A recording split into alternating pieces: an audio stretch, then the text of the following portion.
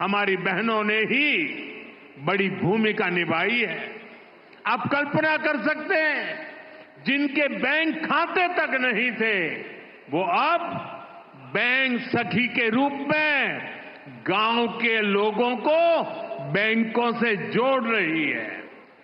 Bank में कैसे बचत होती है, कैसे लोन मिलता है, ये सब कुछ लोगों को सिखा रही है हमारी माताएं बहनें। ऐसी लाखों बैंक सखियां आज गांव में सेवाएं दे रही है। साथियों, बैंक खाते की तरह ही कभी महिलाओं का बीमा भी नहीं होता था। आज लाखों बेटियां उनको बीमा एजेंट, बीमा सखी बनाने का अभियान शुरू हो रहा है। यानी जिस सेवा का लाभ पाने से कभी वो वंचित रही, आज उसी सेवा से दूसरे लोगों को जोड़ने का जिम्मा उन्हें दिया जा रहा है। आज बीमा जैसे सेक्टर के विस्तार का नेतृत्व भी एक प्रकार से अब महिलाएं ही करेंगी। बीमा सखी योजना के तहत 2 लाख महिलाओं को रोजगार के अवसर देने का लक्ष्य है। बीमा सखी कार्यक्रम के माध्यम से 10वीं पास बहनों बेटियों को ट्रेनिंग दी जाएगी, उन्हें 3 साल तक आर्थिक मदद भी दी जाएगी, भत्ता दिया जाएगा। बीमा के सेक्टर से जुड़ा डेटा बताता है कि एक एलआईसी एजेंट हर महीने औसतन एवरेज 15,000 रुपये कमाता है। इस हिसाब से देखें तो हमारी बीमा सखियां हर वर्ष 2.25 लाख रुपये से अधिक कमाएगी। बहनों की ये कमाई परिवार को अतिरिक्त आय देगी। साथियों, बीमा सखियों के इस काम का महत्व सिर्फ इतना ही नहीं है कि उन्हें हर महीने क्रिसमस की धूम है। मैं देश और दुनिया भर में उपस्थित ईसाई समुदाय को क्रिसमस की ढेर सारी बधाई देता हूं। मोहन यादव जी के नेतृत्व में बनी भाजपा सरकार का 1 साल पूरा हुआ है। मध्य प्रदेश के लोगों को, भाजपा के कार्यकर्ताओं को मैं बहुत बहुत बधाई देता हूं। इस 1 वर्ष में एमपी में विकास को एक नई गति मिली है। आज भी यहां हजारों करोड़ रुपए की विकास परियोजनाओं की शुरुआत हुई है। आज ऐतिहासिक केन बेतवा लिंक परियोजना का, दौधन बांध का शिलान्यास भी हुआ है। ओमकारेश्वर फ्लोटिंग सोलर प्लांट, उसका भी लोकार्पण हुआ है।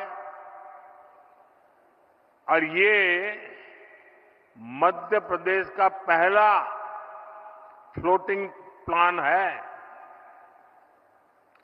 मैं इन परियोजनाओं के लिए एमपी के लोगों को ढेर सारी बधाई देता हूं।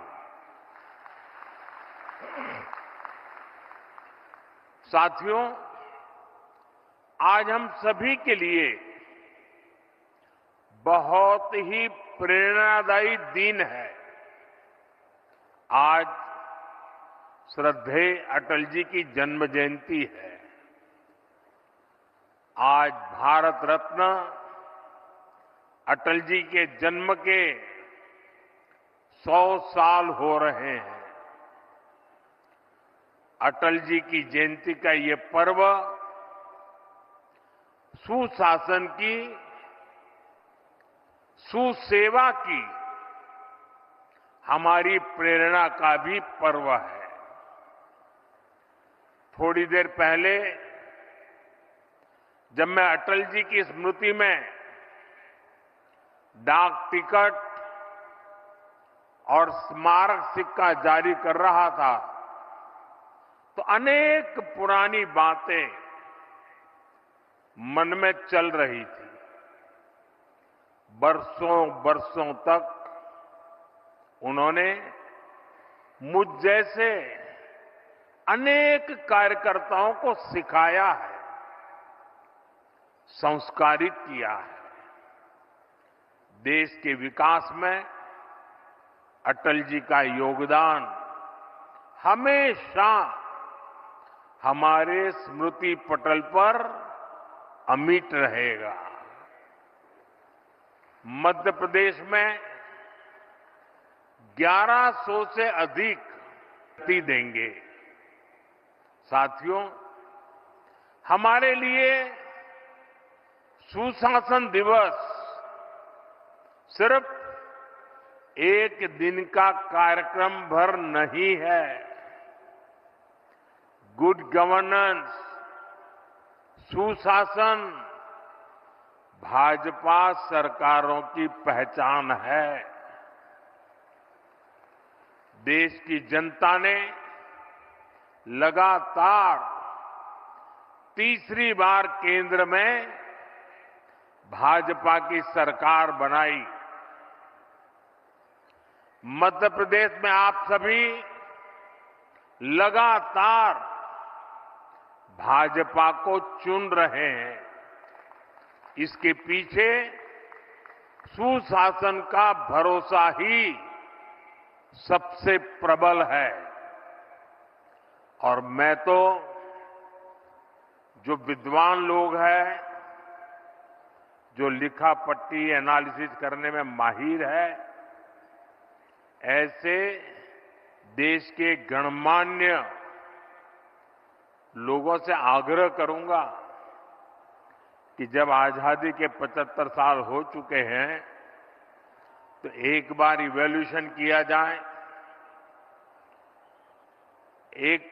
100-200 विकास के, जनहित के, गुड गवर्नेंस के पैरामीटर निकाले जाएं और फिर जरा हिसाब लगाएं कि कांग्रेस सरकारें जहां होती हैं वहां क्या काम होता है, क्या परिणाम होता है।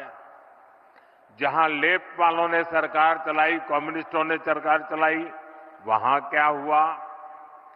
जहां परिवारवादी पार्टियों ने सरकार चलाई, वहां क्या हुआ। जहां मिलीजुली सरकारें चली, वहां क्या हुआ। और जहां जहां भाजपा को सरकार चलाने का मौका मिला, वहां क्या हुआ। मैं दावे से कहता हूं, देश में जब जब भाजपा को जहां जहां भी सेवा करने का अवसर मिला है, हमने पुराने सारे रिकॉर्ड तोड़ के जनहित के, जन कल्याण के और विकास के कामों में सफलता पाई है। निश्चित मानदंडों पर मूल्यांकन हो जाए, देश देखेगा कि हम जन सामान्य के प्रति कितने समर्पित हैं। आजादी के दीवानों ने जो सपने देखे थे, उन सपनों को साकार करने के लिए हम दिन रात पसीना बहाते हैं। जिन्होंने देश के लिए खून बहाया, उनका रक्त बेकार न जाए, हम अपने पसीने से उनके सपनों को सींच रहे हैं।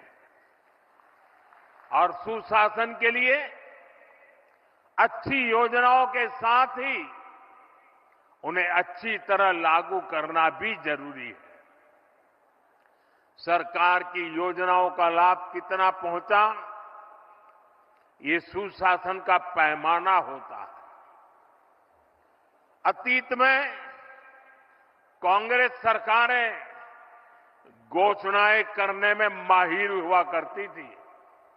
घोषणाएं करना, फीता काटना, दिया जलाना, अखबार में तस्वीर छपवा देना, उनका काम वहीं पूरा हो जाता था और उसका फायदा कभी भी लोगों को नहीं मिल पाता था। प्रधानमंत्री बनने के बाद मैं प्रगति के कार्यक्रम का एनालिसिस में पुराने प्रोजेक्ट देखता हूं, मैं तो हैरान हूं। 35, 40 साल पहले जिसके शिलान्यास हुए, बाद में वहां 1 इंच भी काम नहीं हुआ। कांग्रेस की सरकारों की ना तो नीयत थी और ना ही उनमें योजनाओं को लागू करने की गंभीरता थी। आज हम पीएम किसान सम्मान निधि जैसे योजना का लाभ देख रहे हैं। मध्य प्रदेश के किसानों को किसान सम्मान निधि के 12,000 रुपया मिल रहे हैं। ये भी तभी संभव हुआ जब जन धन बैंक खाते खुले। यहां एमपी में ही लाडली बहना योजना है। अगर हम बहनों के बैंक खाते न खुलवाते, उनको आधार और मोबाइल से ना जोड़ते, तो क्या ये योजना लागू हो पाती? सस्ते राशन की योजना तो पहले से भी चलती थी।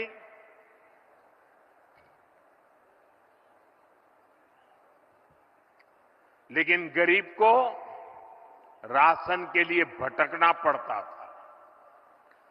अब आज देखिए, गरीब को मुफ्त राशन मिल रहा है, पूरी पारदर्शिता से मिल रहा है।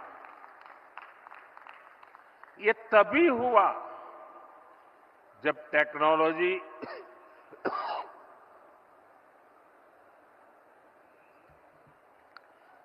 टेक्नोलॉजी लाने के कारण फर्जीवाड़ा बंद हुआ। जब एक देश एक राशन कार्ड जैसी देशव्यापी सुविधाएं लोगों को मिली, साथियों, सुशासन का मतलब ही यही है कि अपने ही हक के लिए नागरिक को सरकार के सामने हाथ फैलाना न पड़े, सरकारी दफ्तरों के चक्कर न काटने पड़े। और यही तो सैचुरेशन की 100% लाभार्थी को 100% लाभ से जोड़ने की हमारी नीति है। सुशासन का यही मंत्र भाजपा सरकारों को दूसरों से अलग करता है।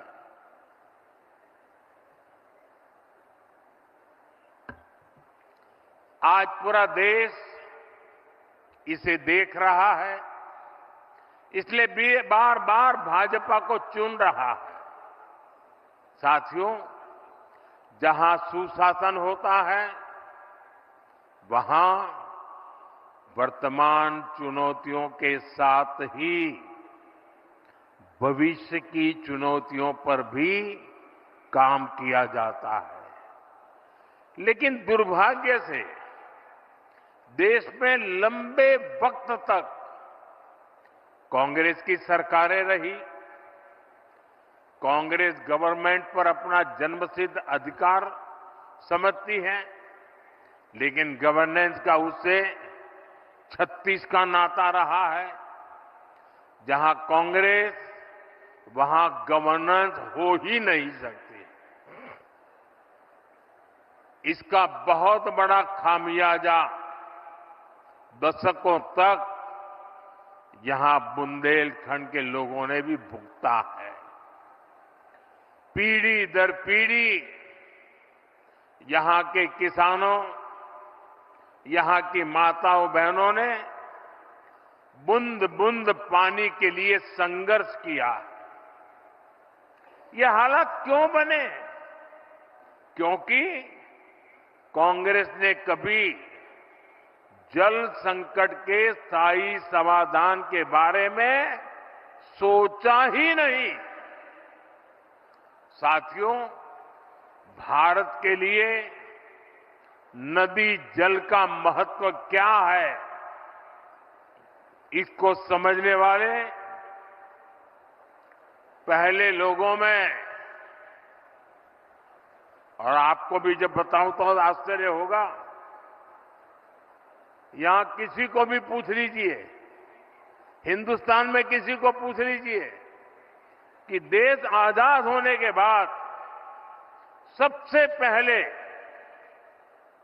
जल शक्ति, पानी का सामर्थ्य, पानी के लिए दूरंदर्शी आयोजन, इसके विषय में किसने सोचा था, किसने काम किया था?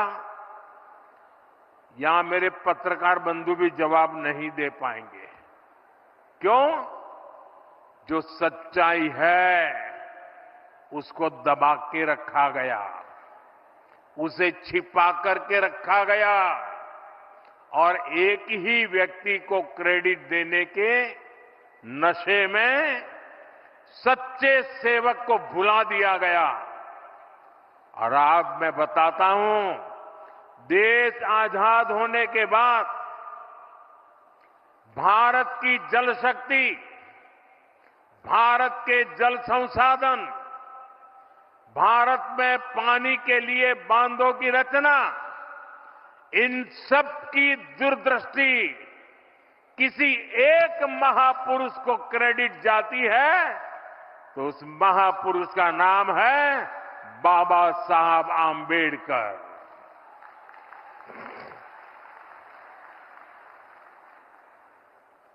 भारत में जो बड़ी नदी घाटी परियोजनाएं बनी, इन परियोजनाओं के पीछे डॉक्टर बाबा साहब आंबेडकर का ही विजन था।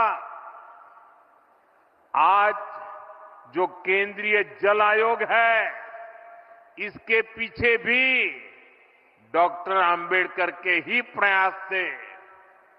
लेकिन कांग्रेस ने कभी जल संरक्षण से जुड़े प्रयासों के लिए, बड़े बांधों के लिए बाबा साहब को श्रेय नहीं दिया, किसी को पता तक नहीं चलने दिया। कांग्रेस इसके प्रति कभी भी गंभीर नहीं रही। आज 7 दशक बाद भी देश के अनेक राज्यों के बीच पानी को लेकर कुछ न कुछ विवाद है। जब पंचायत से पार्लियामेंट तक कांग्रेस का ही शासन था, तब ये विवाद आसानी से सुलझ सकते थे। लेकिन कांग्रेस की नीयत खराब थी, इसलिए उसने कभी भी ठोस प्रयास नहीं किए। साथियों, जब देश में अटल जी की सरकार बनी तो उन्होंने पानी से जुड़ी चुनौतियों को हल करने के लिए गंभीरता से काम शुरू किया था। लेकिन 2004 के बाद उनके प्रयासों को भी, जैसी अटल जी की सरकार गई, वो सारी योजनाएं, सारे सपने ये कांग्रेस वालों ने आते ही ठंडे बस्ते में डाल दिया।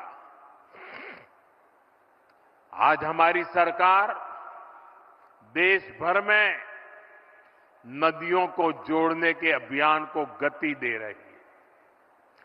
केन बेतवा लिंक प्रोजेक्ट का सपना भी अब साकार होने वाला है।